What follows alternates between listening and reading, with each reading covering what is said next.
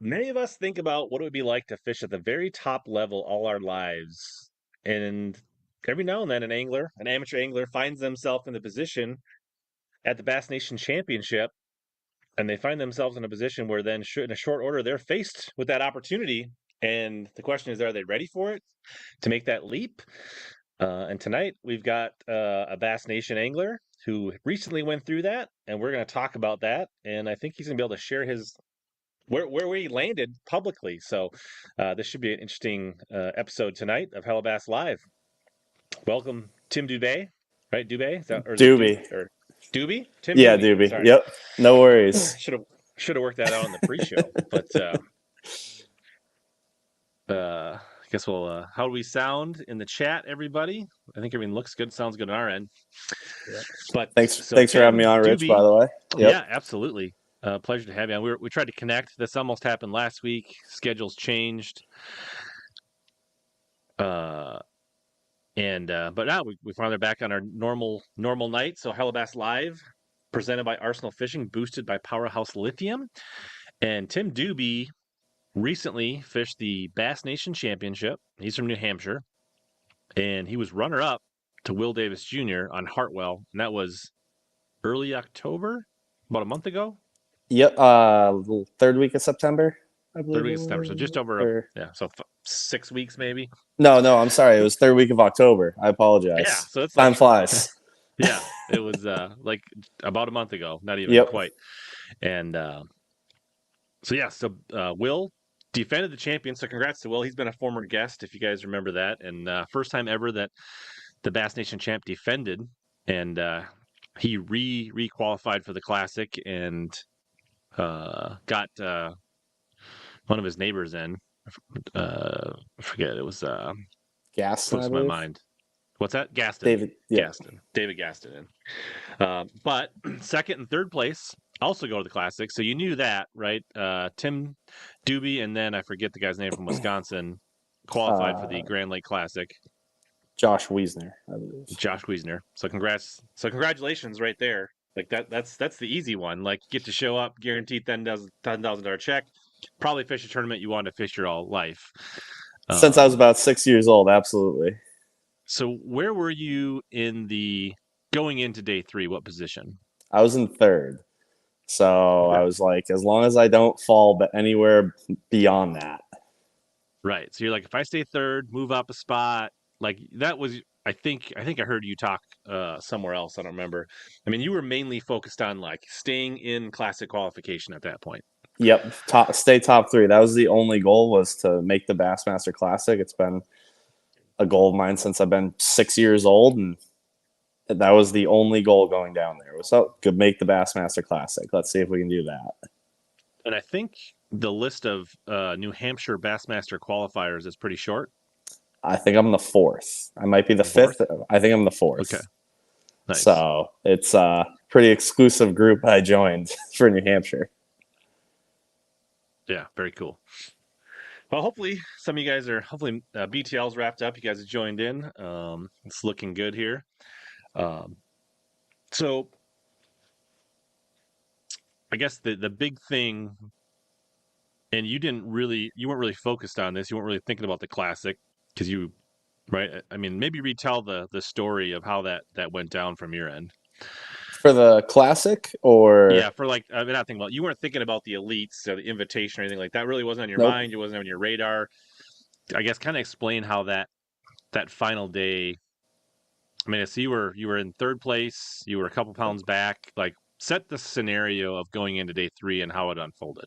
So, launching the boat day 3, I was an ounce out of the second. So it was, and I think it was 4 ounces behind me. And my Marshall and I, great kid, we jived right away.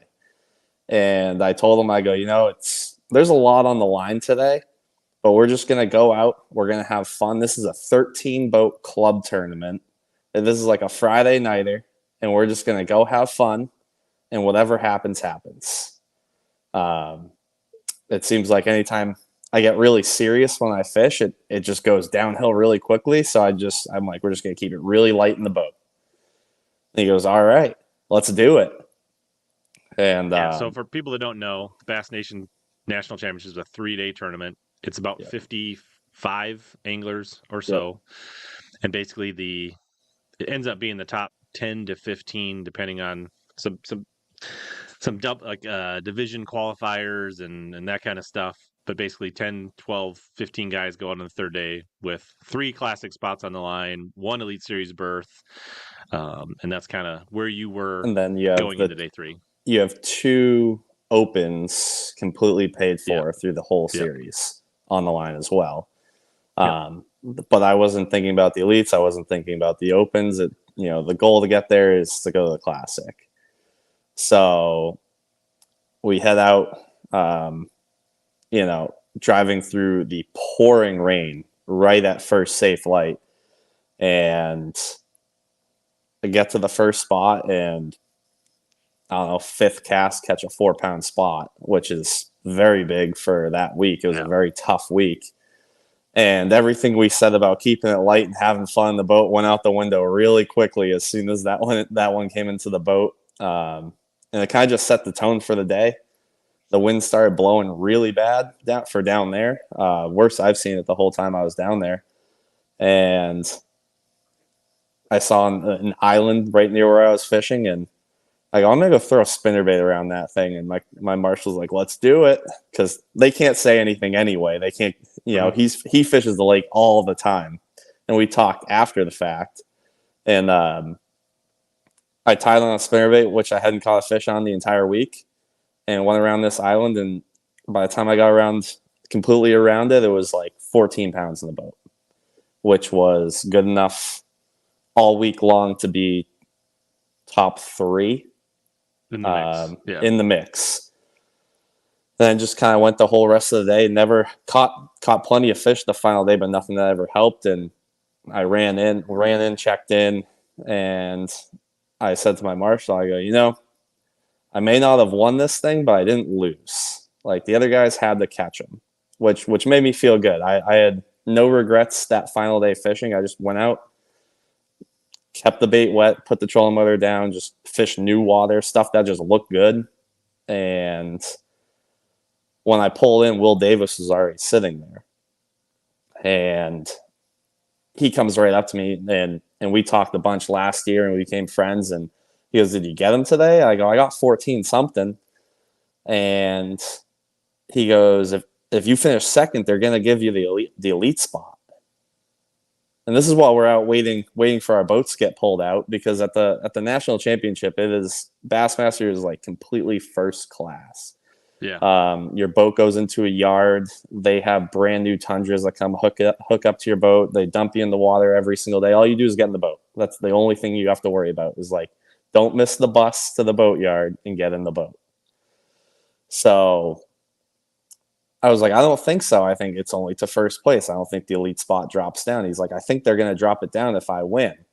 And I asked him, I'm like, oh, well, what do you have? And he goes, I have 15. I'm like, you just went back to back. And so they start pulling the boats out, and I was in third. So I was the third to last one to weigh in on the final day.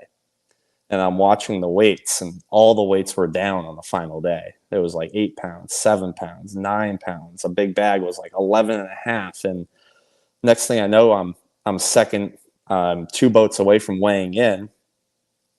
The 2 in front of me doesn't have it. The guy in front of me, I'm talking to Emily Hand, who is one of the Bass tournament organizers. Yeah. And I'm like, if he doesn't have 15, I'm going to the classic. And it was just kind of like a surreal experience at that point, because it's like, you can't do anything about it anyway. But I'm sitting in the boat in line freaking out, completely off camera all by myself. I'm like, oh my gosh, like, if he doesn't have 15 and he weighed 9. And I was like, Emily, I'm going to the classic. Like, this is a dream. And so we have a little celebration before the boat even went up to the stage, and we go up, and I weighed 14 and a half. Josh came in right behind me, and he did not have 14 and a half. And so it was nice knowing going up to the stage, like, you just made the Bassmaster Classic. And then Will came up and smoked me per usual. And, went back to back. So again, huge congrats to him. And we got the plaques that, you're going to the classic qualifier. And I walked off the stage and Chris Bose walks up to me, who's the vice president of Bassmaster. And he goes, "Hey, Tim, you want to fish the Elite Series?" Super casual, like Yeah, no big deal. Just like, do you want to go get a cup of coffee? Do you want to fish the like, Elite Series? Do "Hey, you you want a donut? qualified. You want to Let's go?" And yeah, that was I was like, "All right, wait, are you serious?" And the funny thing about that whole week was we got dinner with Jonathan Carter, who's from Maine, like 2 days before, a day before the tournament, and we talked about that. Like, if you got the Elite Series invite, would you do it? And like we were sat there and talked the whole time. I'm like, well, you're gonna spend $100,000 between entry fees, travel. I go, you can't have a job. I go, it's a lot. And I go, but I don't think you can say no to it. Like, I think it's something you have to try and give it a shot if you can. Mm-hmm. And so I told Chris, I go, I need to figure out some logistics, because this is that's life changing. Going to the classic is amazing. It's going to be probably it will be the biggest tournament I ever fish. But the classic is a 1 week event. It's not. You have a week of vacation. You can take a week off. Like, yes, yeah, exactly. You can especially go when you're that going to get $10,000 just for showing up. It's like an easy decision. $10,000 just for don't have to catch a fish. Here's $10,000.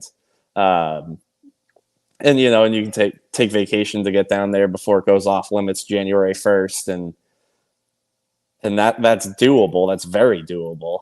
And then it's like, all right, well, throw in 9 more weeks, and then that's just for the weeks of the tournaments. That's not for the weeks of pre-practicing before it, because I've only been to 3 of the lakes on the entire schedule. So it was a lot to think about. And they give you until, so you wrapped up like October October 20th. 20th, and deposits were due November 8th. November 7th, the first deposit 7th. was due. So it's like not even 2 weeks. Not even 2 weeks. And it took me 2 days to get home from South Carolina. And it was just like the whole ride home. I drive, decently fast within reason. Sure. And the whole way home, I think I was doing 65 in the slow lane, just soaking every single minute of it. And like, you really just went and finished second. Like, there's so many good fishermen here. Like, this is absolutely unbelievable. Because it is the best from every single state at that tournament. And it was very, very humbling, finally having a good event. And so you'd fished the year before on Pickwick? Yeah. Was Pickwick the first one, or you'd been to the nation championship before that? Pickwick was the first one. Okay, so you went back to back. Went back to back, and Pickwick, I came off of the regional. I won the Northeast regional. So there was a lot of, I wouldn't say pressure, but there was a lot of like, man, I really need to go have a good tournament out here. Mm-hmm. And I was all stressed out the entire week, and it wasn't fun. All I was trying to do was catch fish. I wasn't enjoying the experience like I should have. And then this past year, I enjoyed every minute of it, because with the bass format changes, this was like this was the last year that it was going to be in this format. And of the 58 boats, I believe it was, next year it's 250 boats, and that's a completely different tournament in itself. When you put that many boats on a lake, everything's going to fish different. And so I was it's not going to be the same. It's not going to be 50 guys on a bus. It's not like you're not going to meet every single competitor. You're not like, I fished 3 of them, so I understand what you're saying. And part of me likes some of the changes, and part of me is not super excited with a lot of the changes to Bass Nation, but it's neither here nor there at this part. And I told the guys from Minnesota, like, enjoy this. Like, even the guys that made the regionals, this year, like, enjoy. Like, this is the last regional. This is the last. Yep. Like, they're going to be different. So, like, soak it in. This entire year, I was like, oh, this is the last regional in this format. This is the last national in this format. I had a great time, and down in South Carolina, Anderson's like a beautiful town. It's a beautiful city. It's a great area, and I had fun the entire week. And it was like no pressure, just going out fishing, having fun, and all of a sudden you're like, oh, you want to go fish the Elite Series? All right. So I know we've talked about this with Matty Wong and Will Davis. They still have a nation's best package. Yes.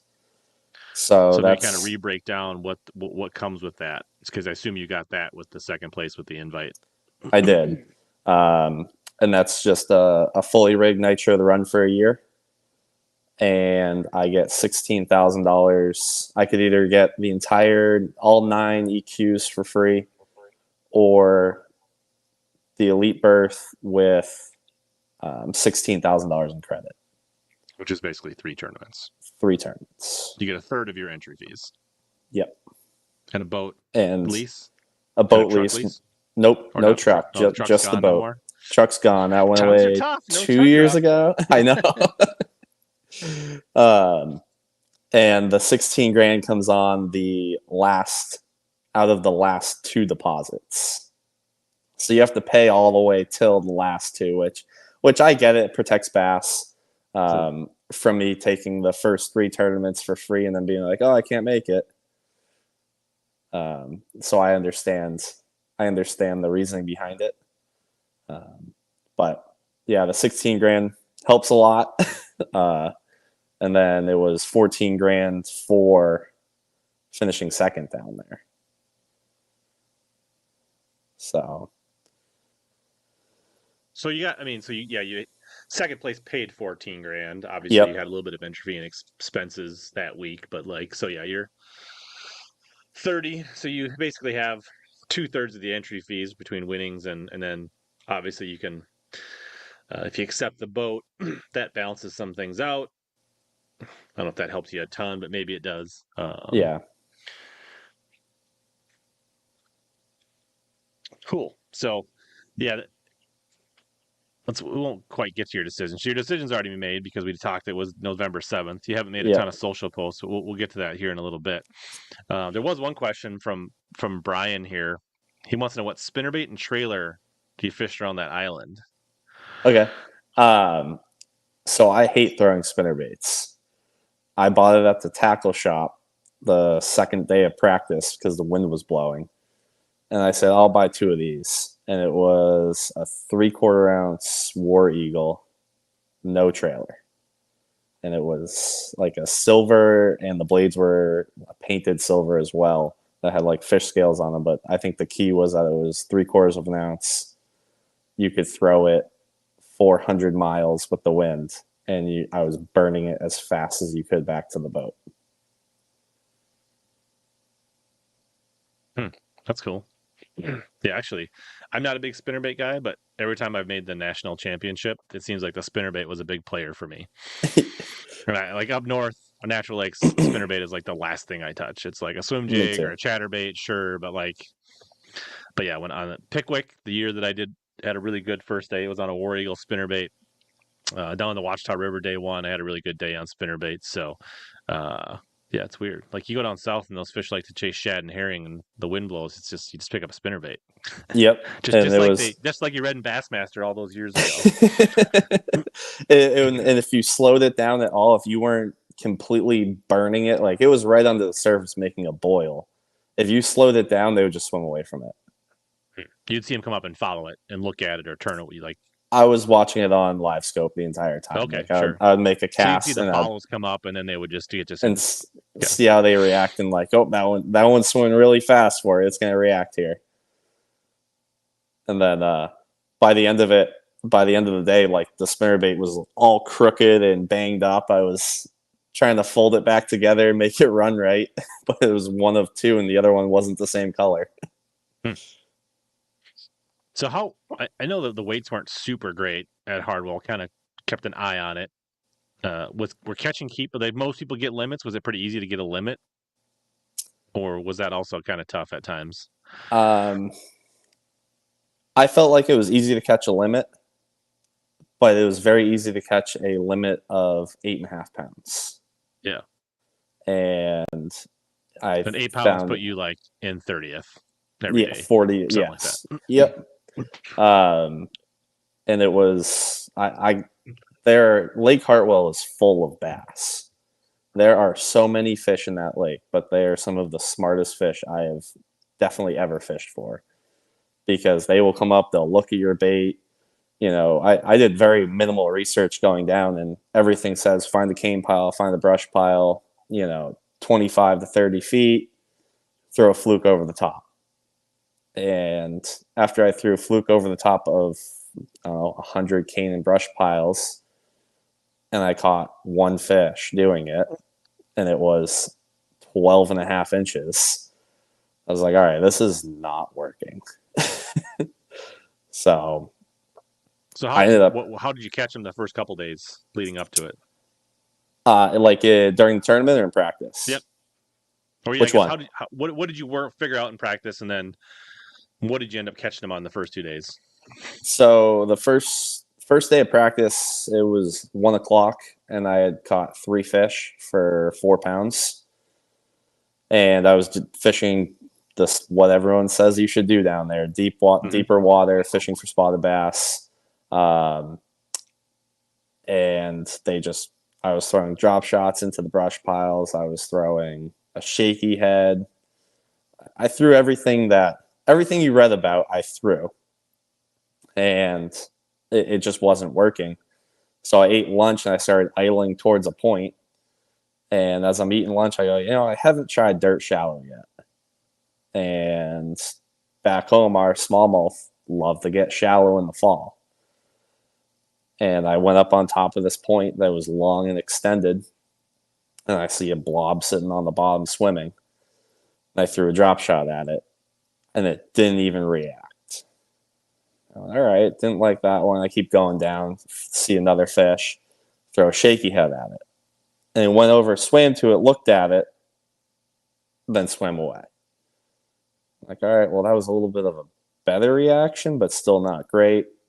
And then probably another 50 yards, I see another fish, and I open up the rod locker, and there's a jig sitting on top. My jig rod's sitting on top. I go, why not? Haven't tried it yet. Doesn't make sense why they should eat it, but let's try it. And I threw a jig at the very first one I saw. It swam off the bottom, swam down, and ate it immediately. And it was a 3.5 pounder.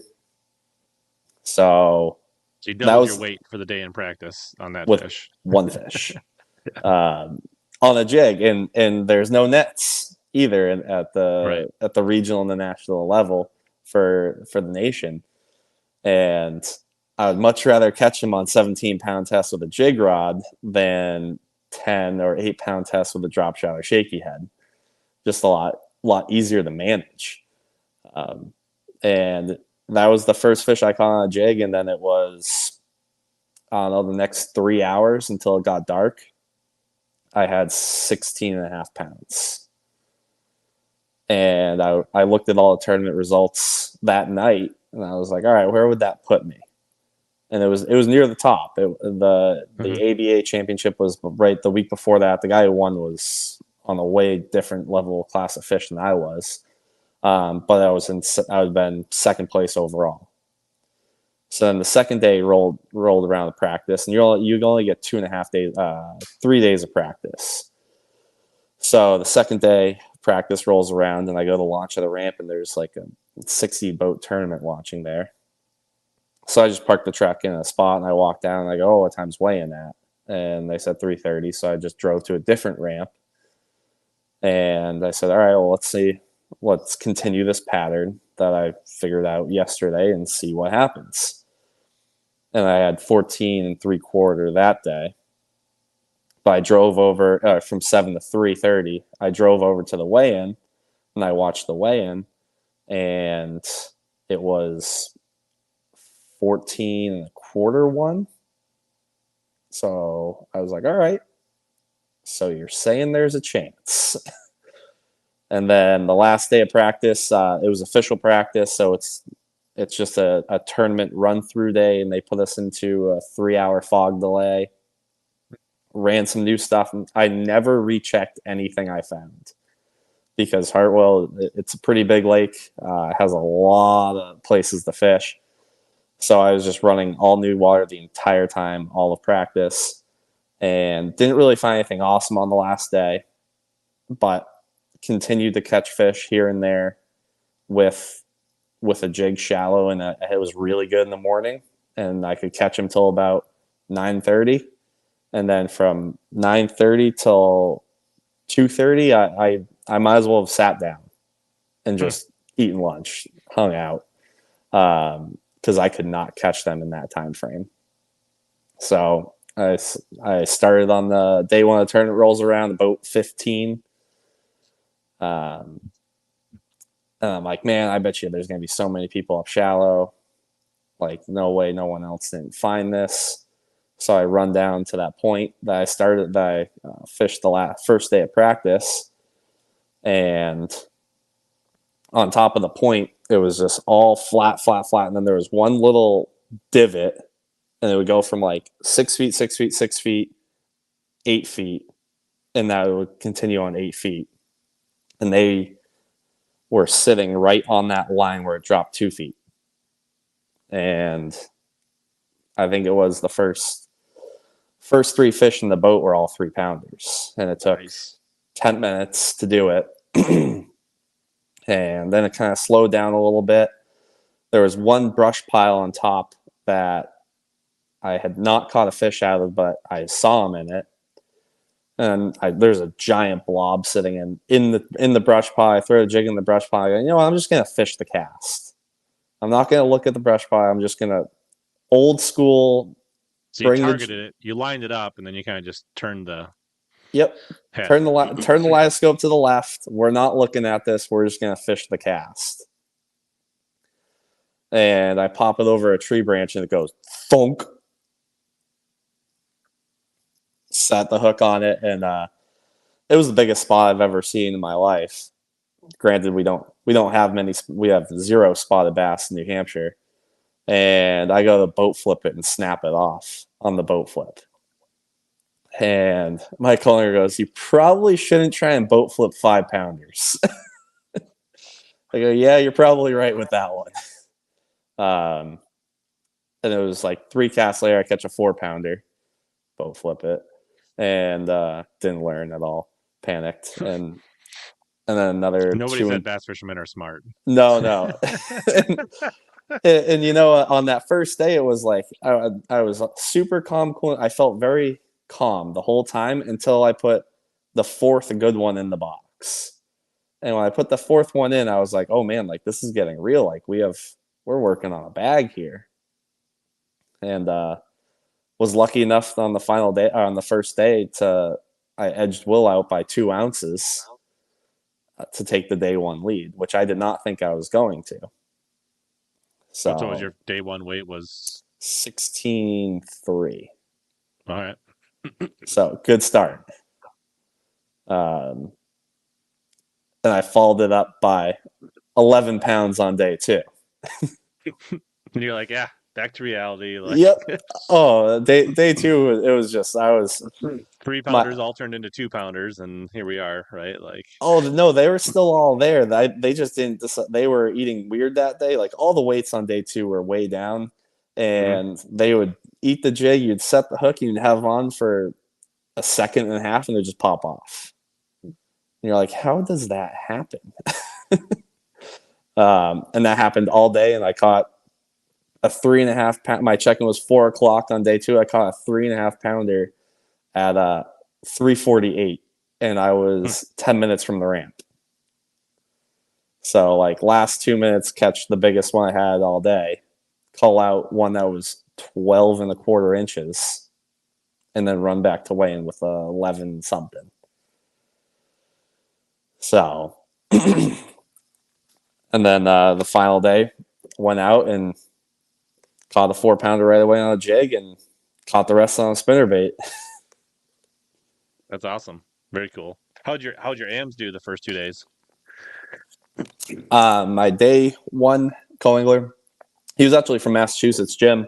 He was in fourth after day one. He had 7 pounds or 8 pounds, which it was catching a fish on that lake out of the back of a boat, not looking at live scope, way more impressive than catching one off the front of the boat. Because it is very targeted cast. There are a lot of fish around, but they're very smart, and you have to make the correct cast, the right approach to it. And it was very, very difficult from the back of the boat. And then my day two co-angler, he was the same co-angler I had on day 3 at the Potomac River the same year. And so we qualified for nationals together. And then on day 2, we had each other again. And he zeroed on day 1, but he caught one with me. So he got to bring a fish across the stage. Cool. So awesome. Well, let's so are you ready to tell us what you decided here in a second? Absolutely. All right. Well, we're gonna have one little spot here from one of our partners. When we come back, Tim's gonna tell us his decision on whether he decided to accept the berth to the Bassmaster Elite Series. Are you ready to reel in your next home purchase or refinance? Supreme Lending's Dream Team can help guide you through the entire mortgage process, from pre-qualification to closing.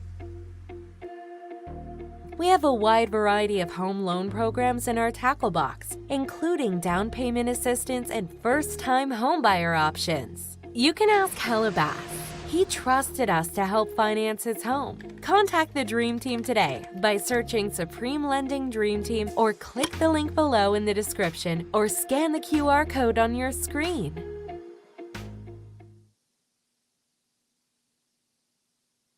All right, we are back. Thanks to a little spot from the Dream Team partners. Appreciate that. So when you win the Classic and you get that new man cave with a really big garage, you can contact my buddy Aaron and he'll hook you up with some good interest rates. So I definitely will, because if that happens, I don't know if I'll live in New Hampshire anymore. someplace without ice, potentially. I love ice fishing, but some more centralized location would be nice. Gene, they probably can't do it now, but I know the mortgage I got through them was less than 3%, but that was a few years ago. So in all due time, I'm sure they will.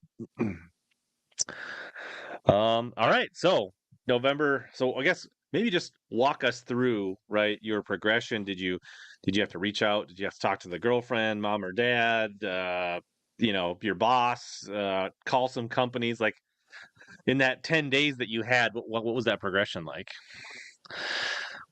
Wow, it was. And like, when you're was driving a home, was it blur. like, man, I don't know if I can do this, or was it like, man, I need to figure out a way to how to do this? Like, initially, what Man, was like? I'm gonna figure out a way to do this. Okay. After I came off stage, I called my father when I got back to the hotel room, and there's a lot of emotions when you reach a dream, and the dream was going to the Bassmaster Classic, and then a secondary dream, make the Elite Series. And I said, I got invited to the Elite Series too. And he goes, well, did you say yes on the spot? And I go, well, it's a lot of money, which it is a lot of money. And he goes, well, we're going to figure it out. And the whole way home it was, we're going to figure it out. I'm going to figure out a way to do this, because it's a once-in-a-lifetime opportunity to get invited to the Elite Series. It's so hard to even get there. You have all the opens qualifiers, guys that travel around the country fishing 9 tournaments against the best fishermen in the country, and every single one of them qualifying that way. And then you have the one nation spot per year coming in, and going from, the state qualifying at the state level to just make the regional, then making the regional being the best in your state, and then going to national and being the top qualifier. it's very difficult, and it's something I don't know would ever happen again. So I've made the first deposit for the Elite Series for 2024. Well, congratulations. I hope. Thank you very much. So now did you secure any partnerships in that 10 days or have any meaningful conversations that helped? I Or did. okay. So I talked with Bass Fishing Electronics right on the hat here. Miller Tech lithium batteries, Luz and Strike King, Powertron that has the Foresight live scope mount, which is a big deal. The Narrow Wealth Group, who does all the finances, and the Dressler Family Dental Practice. So Nice. all those companies kind of jumped. I reached out very quickly to them. They all jumped pretty much right on board.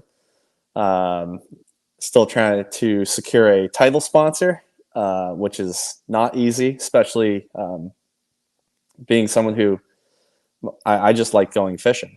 It wasn't about posting on social media. It wasn't about, pushing merchandise and advertisement. It was just put the boat in the water.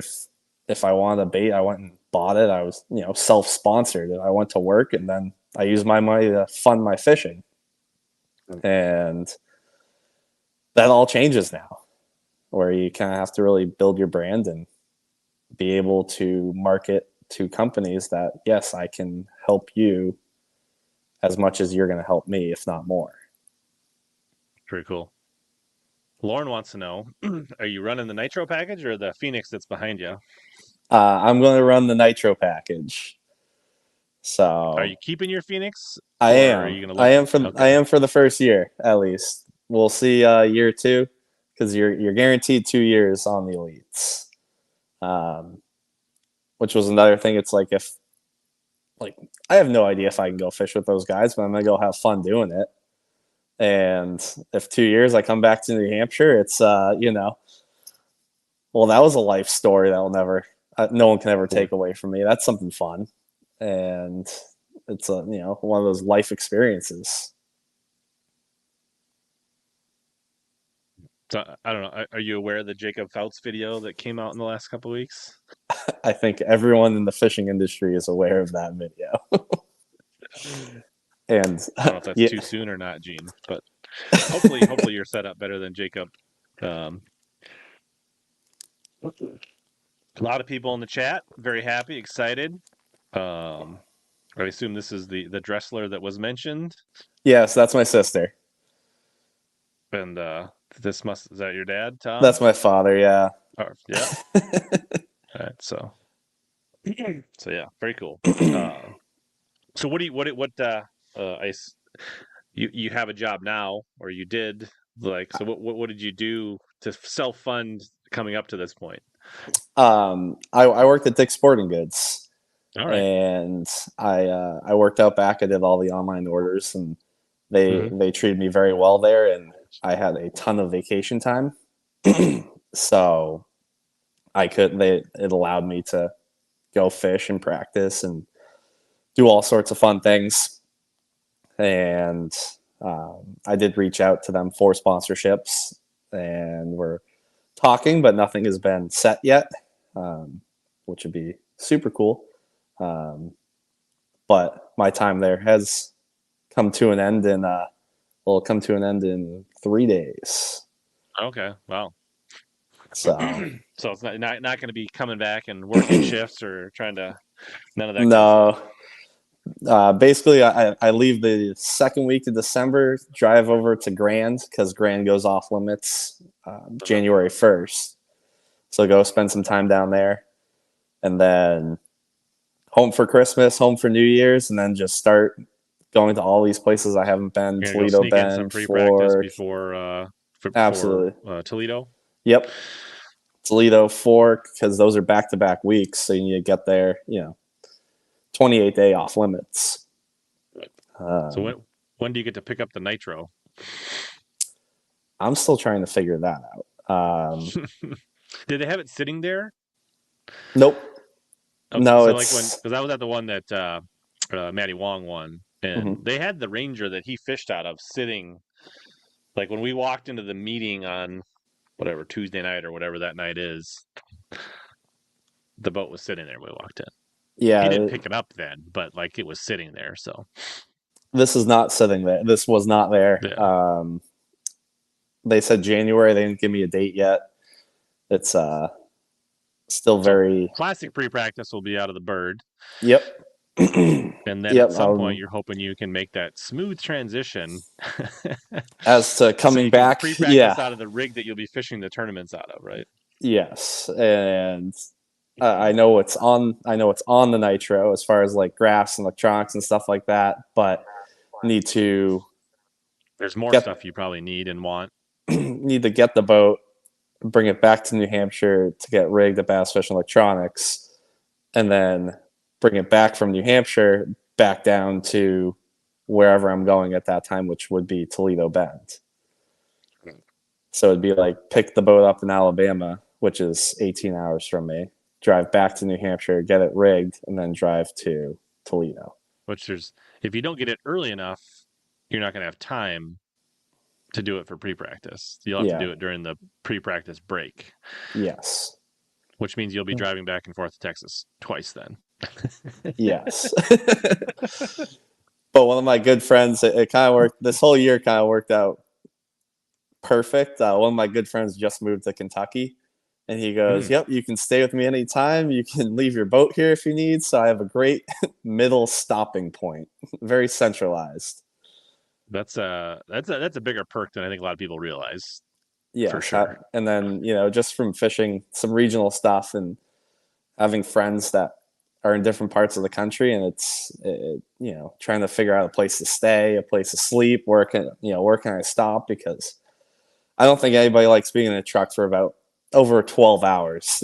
That's usually my breaking point of like, all right, I'm ready to get out of this thing. But it's are going to cost you a fortune. So like if you can skip $150 hotel nights from time to time, that goes a long ways. Yeah. And it's good having great friends all around the country. So Critical Gravy wants to know who pays for the boat ramp. Boat wrap. It may come wrapped. It may not come wrapped. Two different answers out there. If it's not wrapped, I'm paying for the boat wrap. Hopefully there's like a base wrap, right? And then you can add, because they like if you take part of taking the nation's best package, right, is there's a certain design element or base wrap that you have to accept, I think. Yeah, on the back quarter of the boat has to have Bass Nation's best on it. Yeah. And a logo cannot be bigger than that one.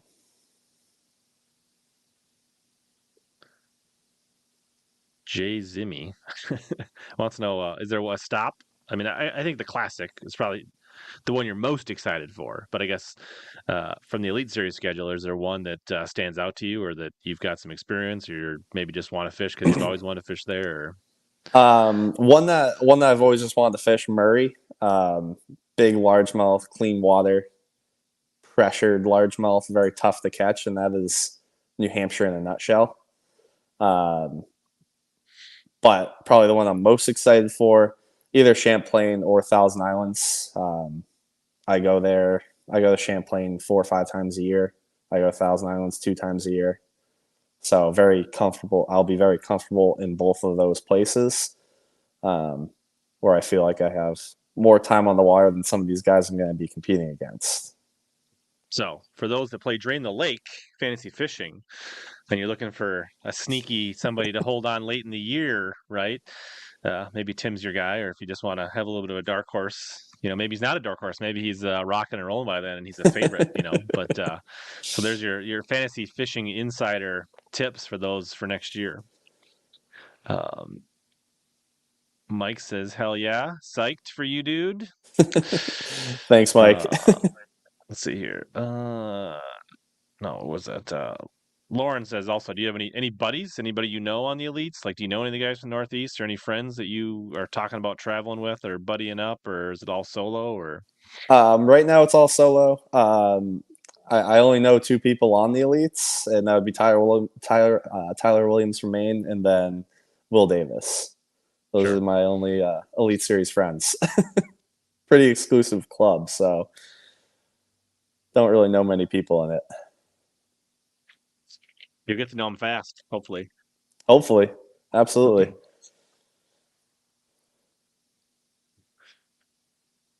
And I guess so. If people wanted to get a hold of you, right? If people are marketing partnerships, right? Facebook, Instagram, like what?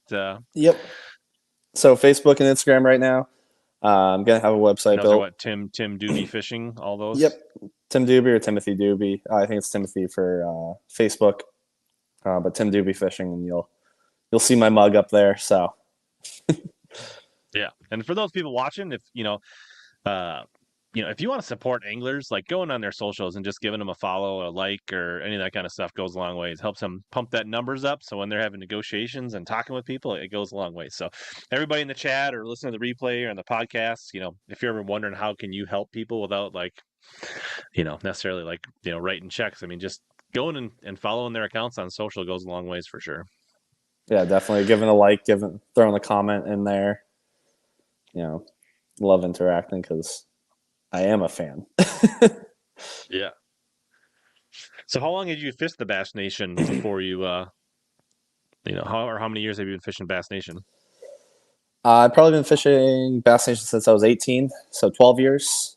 I think I made 9 state teams, I think it was. Okay. And been some really cool places with it. Been to Upper Sure. Chesapeake Bay, which was really fun. Douglas Lake in Tennessee. Only kind of ledge fishing lake I've ever fished. But I always did horrible. And I would always take them super serious. And then, the past couple of years, it was just kind of like, this is meant to be enjoyed. I would always say this, I'm never going to make a living fishing. Let's just go have fun. This is supposed to be fun. Let's just go have fun. There's no fun in fishing, Tim. That's the number one thing. I will make sure this year, no matter what, next 2 years, I will always have fun on the water because it's, now I am fishing for a living and there's a lot worse occupations than fishing. So For sure. I'm just going to take each day as it is and enjoy every day of it. And if it's 2 years and I get kicked out, well, it was a great 2 years. That's good. I think it's a good attitude. What was I going to say? Yeah, I forget. I had a thought there.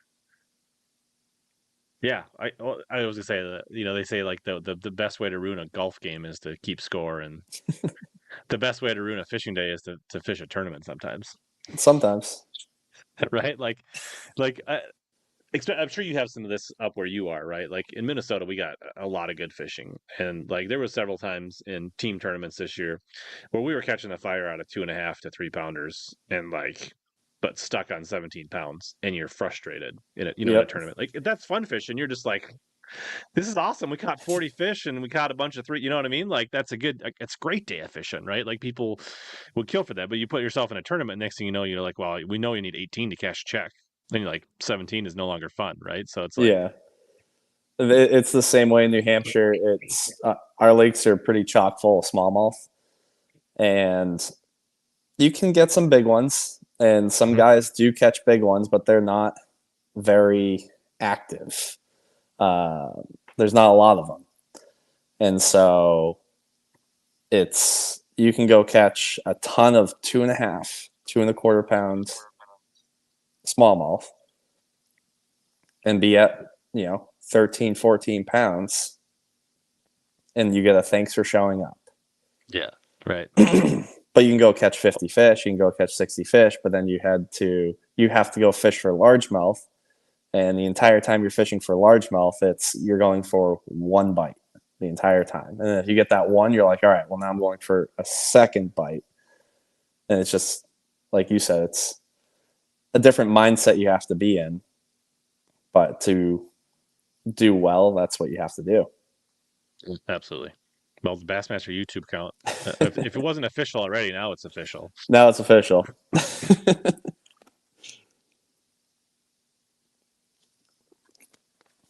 Let's see here. So Greg said he was checking out your Facebook page and sees that you know what a snow-covered boat looks like in New Yes. Hampshire. So Colton, if you missed it, yeah, the Bass Nation. So I mean, if you think about it, the Bass Nation starts with, I don't know if the number's right, 30, 40, 50,000 anglers nationwide, and one person makes the Bass Nation every year. So it's not just a single tournament. It's a series of local tournaments, some combination of state qualifiers depending on where you are, and then a regional tournament and a national tournament. And the only reason he got second is because the past year's champion defended. So this is the first time that the person ever in second place got invited. Usually you have to be the one out of 40,000. So that's in a nutshell. Colton, hope that explains it. I'm just gonna say Jimmy. Because how do you practice on northern bodies of water for southern lakes?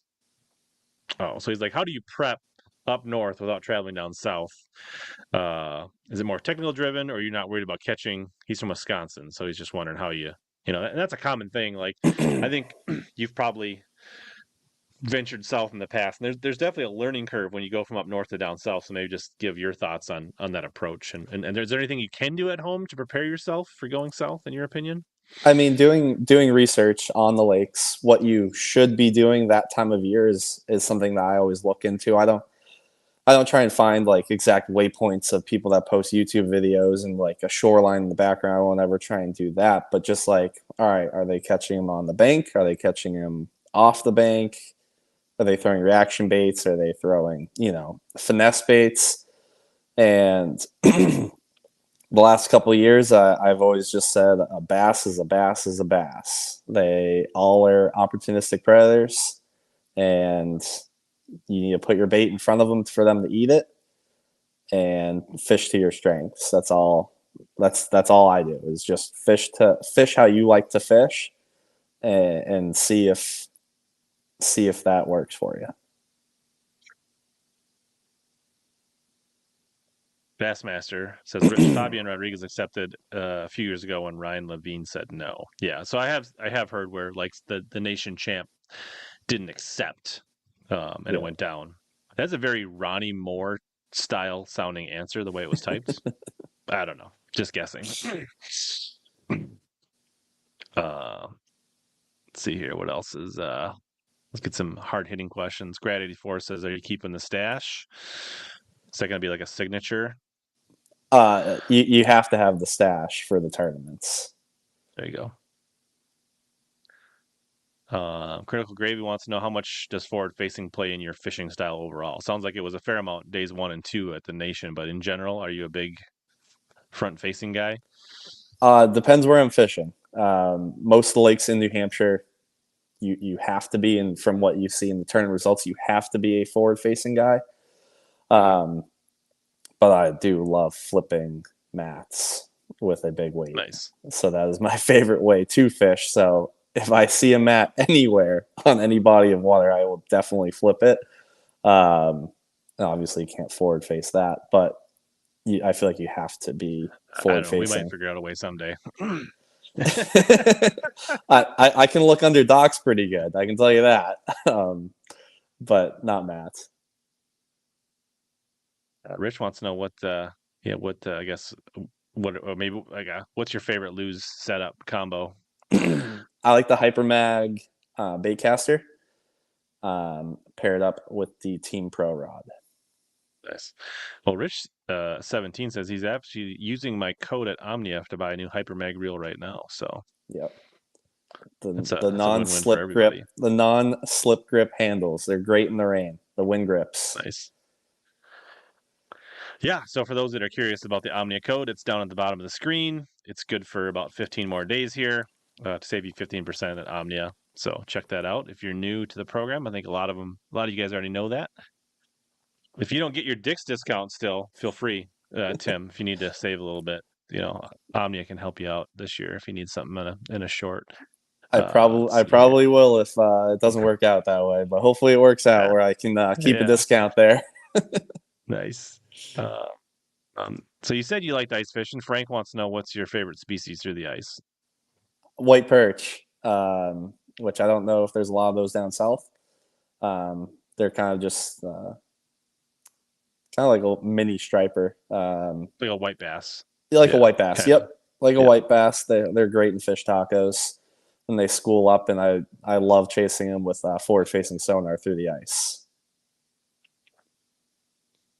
Punch Fishing wants to know what's your favorite food chain to hit on the go. Chipotle.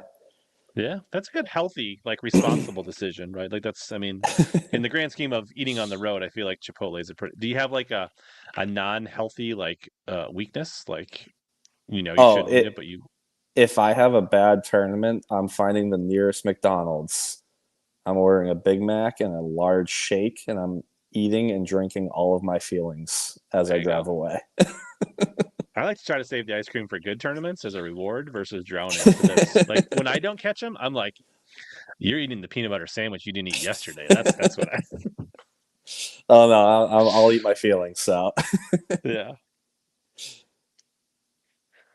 So he's not going to say it out loud, but he really wants to know if you like to throw glide baits and swim baits. I know that's not what it says, but that's what he's ultimately wants to know. Brendan wants to know whether you like, do you dabble with the big baits? oh, absolutely. I love fishing big baits. It gets the best reaction out of some of the biggest fish in the lake. Are you And more of a glide or more of a swimmer? Like what's some of your favorite big baits? definitely, I would definitely say a glide. But I also have Okay. some custom crankdowns that work pretty well up in this part of the world. Nice. It's exciting to see if they also catch fish down Just south. keeping those close to the vest. He knows he didn't give us details on what those custom crankdowns were. Jordan says, congrats, 603 hammer. He suggests that you should talk to Semanis. Yes, and Jamie, great guy. Play says Jack in the Box tacos. I'm more of a Taco Bell kind of taco guy, but that's also tricky when you're driving places when you get Taco Bell. I'm pretty good at it. Like, all right, that's a good question. So let's say non-endemic, right? Yep. Not in the industry. Like, if you could, like, what would be what would be an awesome title sponsor for Tim Dube? I mean, I love shooting guns. Okay. So there's So Sig tangent, Sauer. There's a Sig outdoor. Sauer in New Hampshire based gun company, and I think that would be a really cool one. Yeah, it would make sense. I think there'd be some synergies there. Yeah. So if somebody wants to clip that, post it, and tag them, go ahead. Because fishing and hunting hand in hand, and outdoors, and be fun. Ron wants to know if it's a Keith Thomas crankdown. It is not. I don't know what that is, but I'm gonna look it up after this ends. Is it black talon baits up by Pennsylvania that's pretty popular? Is that I don't know. When you said crankdown, it made me think of what is that company on the East Coast, but I can't think of their names. That's popular with crankdowns. It's not coming to me right now. I mean, I can say the brand because they're super hard to get, but it's a Piz. Okay, that wasn't the one I And was thinking if of. anyone knows about it, they know how hard to come by. Yeah. All right. So I'm not gonna say which one because maybe they got a little more expensive. So yeah, well, I think they're already going for about $1,000 a piece. So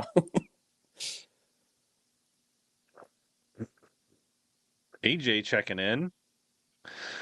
Why are you watching Nebraska basketball? Everybody knows Nebraska is a girls' volleyball school. So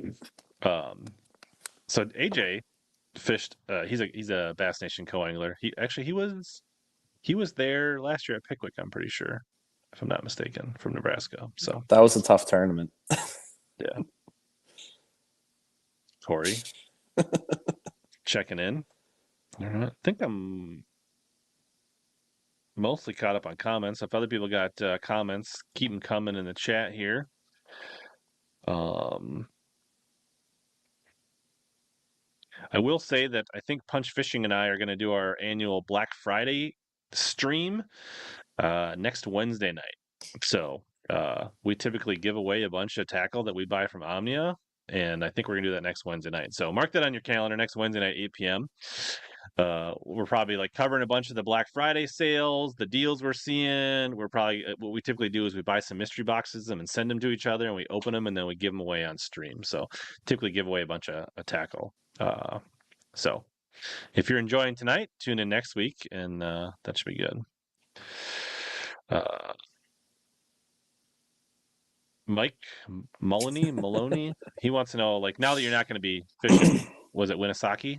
Winnipesaukee, yeah. Winnipesaukee. Or everyone calls it Winnie. Yeah.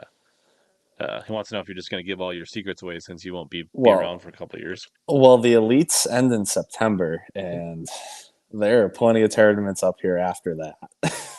So I'll see you then. So during, like, from January to September or whatever, you're going to primarily focus on the elites. You're not going to be trying to like jackpot Tuesday nighters at home or mixing any opens or diving or nothing like that. Diving all into the elites, spending all of my time, all of my resources on that.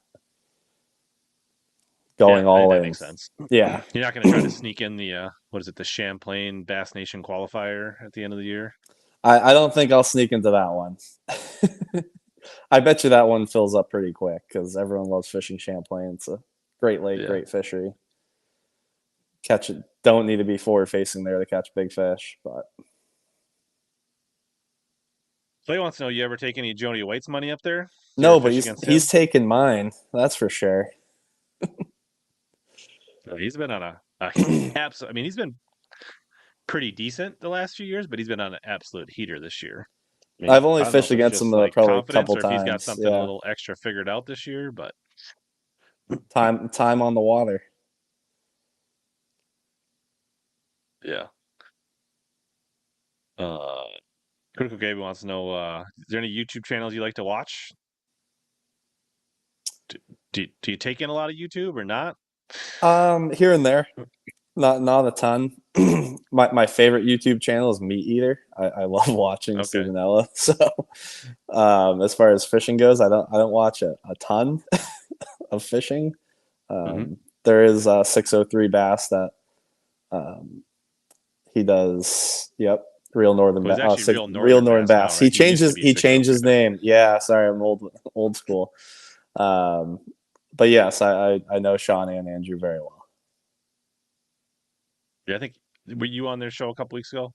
I was. I think I caught just a few minutes of that before I went live because they typically go a little earlier and they kind of end as I get going. And yeah, I think that's where I heard that you worked at Dick's when I just was watching for a few minutes. So 10 years there. I'll tune in when I'm taking notes and like show prepping. I'll watch a few minutes of Real Northern Bass. So you don't talk as funny as those guys do though. So I don't know what that means. They sound like they're more from like Boston. They sound more like they get a little more of that Massachusetts sound to their gotcha. Their accent. I don't know. Well, I'm only not like heavy, but it just feels like they sound a little more Northeast. You sound more Midwest, if I had to be honest. So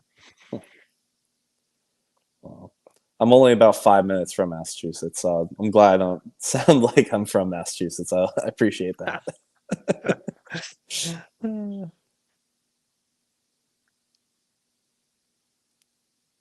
Let's see here.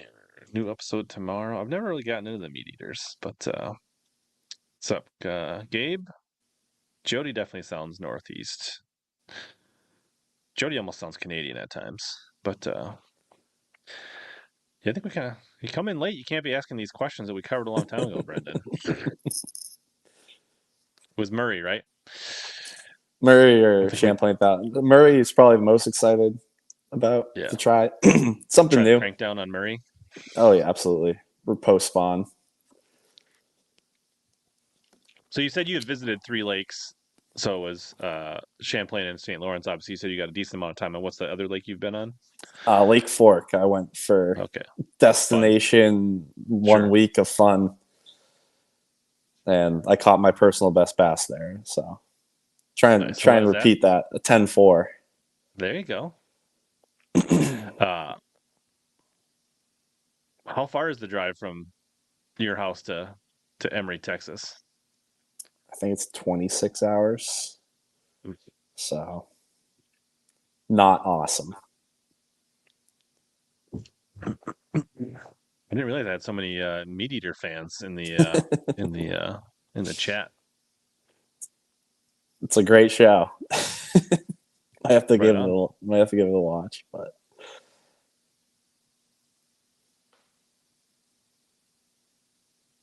I feel like they know the answer to this question already, but they want to know what kind of boat, or share with the audience what kind of boat you were in when you caught your personal best on Lake Fork.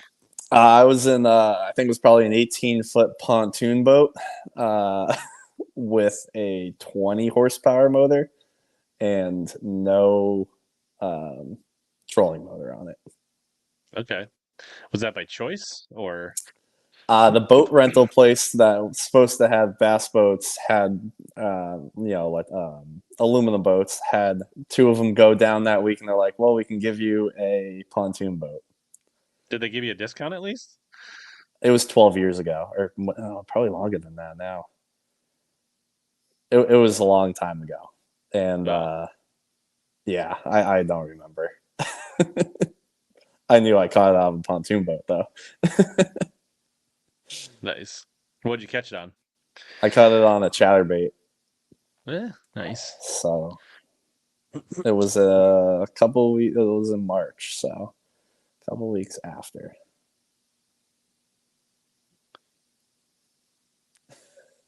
All right. So Tyler says, if you're not comfortable, but with all the Feltz talk, have you felt like the elite qualification has like sparked some conversations and got things in the right direction? I believe so. I will say that prior to qualifying for the elites, I had not reached out to any companies for sponsorships. So this is my first time, and I only started after the elite qualification. But as much as I feel like the elite qualification is a big chip of like, hey, I'm fishing the Elite Series. I feel like social media is more important than what you're fishing.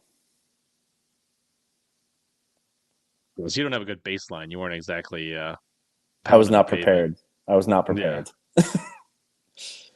So I Tom was suggests Meat Eater for a sponsor. So it could be almost like Lee Livesey and Whiskey Myers, right? So you can have kind of some cross-platform type stuff going on.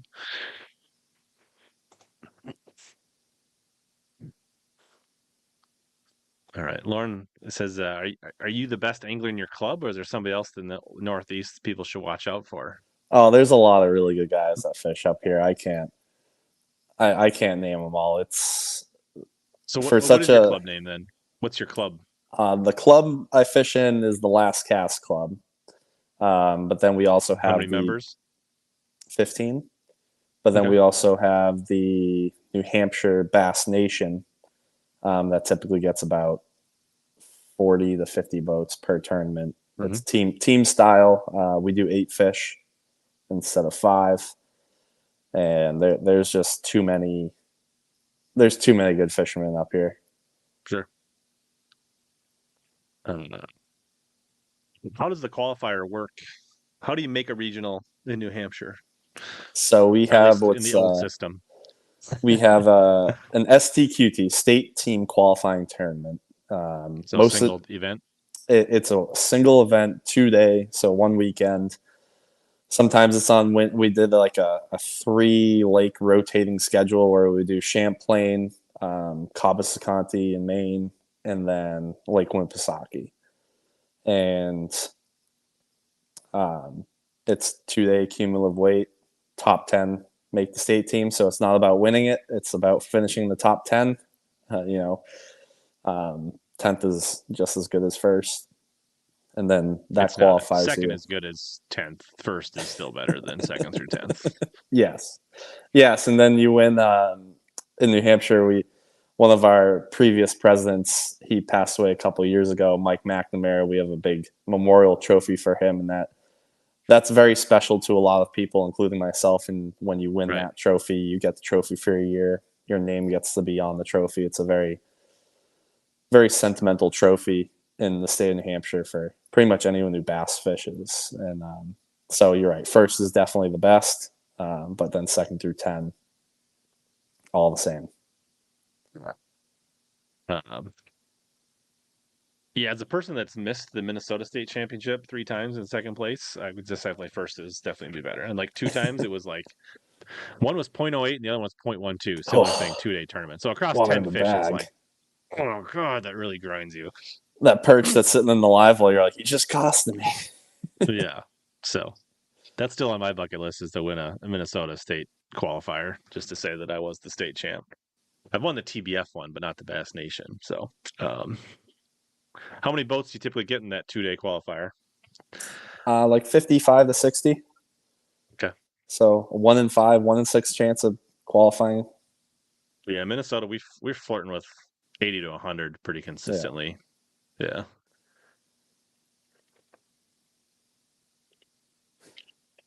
Based on your affinity for guns, I'm guessing that's not probably going to work for you. Let's see, we're getting some marketing advice from Clay. People are thinking we're already, Tim Dube's signature products at Dick's. I mean, people got all kinds of great ideas. Yeah, this is this is baby steps of what we're talking, and that's like full blown running a marathon. Yeah. You're like, I need to like, I gotta make it to Toledo Bend and have some gas I gotta afford to drive home when I'm done. Yeah.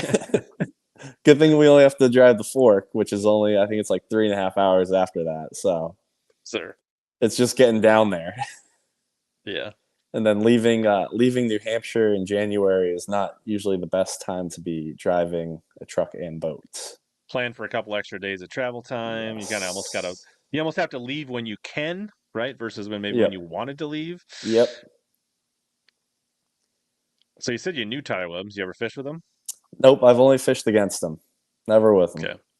At the Bass Nation regionals and that type of stuff? I fished against him at the regionals, and then last November he drove to New Hampshire and fished. It's called the Silver Buddy Smackdown. It's actually coming up. It's the weekend after Thanksgiving, and it's a lot of fun. It's just a tournament of hardcore guys that don't ever put their boats away, and bass are biting right now pretty good because they know winter's coming. Yeah. Are you sneaking in a few more derbs this year, trying to pad the bank account, or are you focused on other stuff? I only have one left. Pretty much all the tournaments end in New Hampshire in October. The second week of October, they're pretty much all over. So I missed one of the last big ones when I was down on Hartwell, which it worked out to miss it. But there's only one left after this, and that's that Silver Buddy Smackdown. This is now the second year, so it's the 2.0. And that's coming up the Saturday after Thanksgiving. Nice. Yeah, I mean up there though, right? Like it's pretty dense. Like I would imagine within 3-4 hours you can be in other states and fish in other tournaments. Like Yep. So our lakes region is. Mikey says you gotta step it up. He gave you a like, but he wants to see some more activity. It's new to me. All right. You can start by resharing this stream on your Facebook page. There's a content idea for you. There we go. That's the first thing I'll do. Yeah, our lakes region, it's like an hour and a half away from my house. Champlain's 3 hours. And Thousand Islands is 6 hours. Right. Very cool. Yeah, I don't think there's any Casey's in the Northeast. It's probably more of a, maybe a Wawa Hoagie or Sheets or something like that. That would be more of the convenience stores up there to probably get sponsored by. We don't even have Sheets up here. We have Cumberland Farms, Cumbies. Ah.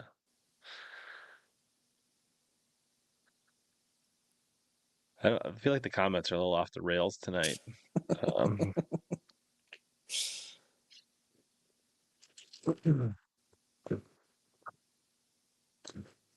Let's see. So are you more of like a power fishing guy or more of a finesse guy? Like what do you think your style overall? I'd probably that's tough. The one good thing with New Hampshire is that you have to be a finesse fisherman up here. Sure. Or no one who's people who haven't been up here, 20 feet, you can still see the bottom. We have that much visibility in our water, so you definitely have to be a finesse fisherman. But I also love fishing Ticonderoga, power fishing, throwing a chatterbait, punching milfoil. Mhm. So I don't know if I have a style. Whatever they're biting, the best. That's my style. Like in a tournament, do you prefer to find green or brown up there? Like, what do you have more confidence? Like, Oh, I definitely prefer to catch largemouth. Our largemouth are huge when you can catch them, but you also see a lot of them just swim away from you.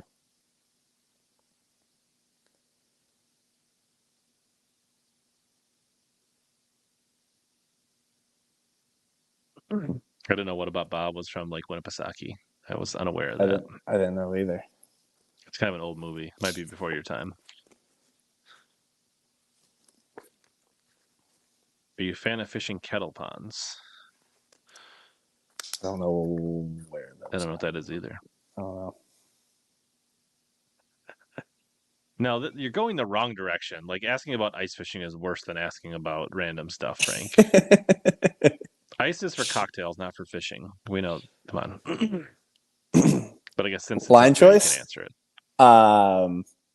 I just use 6 pound test typically with braid to fluoro leader. Nothing crazy. If they're getting really tough to catch, I'll go on the 4. But you said a lot of panfish, and then Yeah. is that a lot of harvesting fish fries, or you just like to catch them and throw them back, or? Oh no, I mean I catch them and throw them back, but usually some don't make it back down the hole. Yeah. Yeah, I like eating them. They're tasty in the winter. Are you guy more of a guy that likes to like set up in a shack and just sit there? Or are you like on a bucket, little tip over, flying around? Like I'm you're like on a bass boat, but on the ice, like flying around, punching holes, and 4-wheeler drilling yeah. 100 holes a day. Just put the live scope down, do a 360 onto the next. Because I don't have a K draw. I used to. I have a clam plate on there now, with a striker hand auger that will fit onto that clam plate. Drills faster. He started talking French. I stopped listening. I don't know what you were saying. But no ice fishing this year. It's a little upsetting, but I think I'll get over it. You can maybe go at Christmas. Maybe, I don't know. No, not typically. Ice doesn't really start up there that early. No, you need it first week of January, second week of January. It starts getting safe. I mean, over here you can definitely ice fish around Christmas. So sometimes you can ice fish around Thanksgiving here. Sad as it is. Well, you can ice fish around Christmas around here, but you're driving very far north and you're walking on 2.5, 3 inches of ice, and it's just not worth it for me. Doesn't make sense. Michael says that Sean and Andrew talk about kettle ponds. I mean, we have a ton of little ponds, but I don't know exactly what qualifies it to be a kettle pond versus a. I guess you'll have to ask them. Yeah, I will. Somebody get them on here. Get some clarification.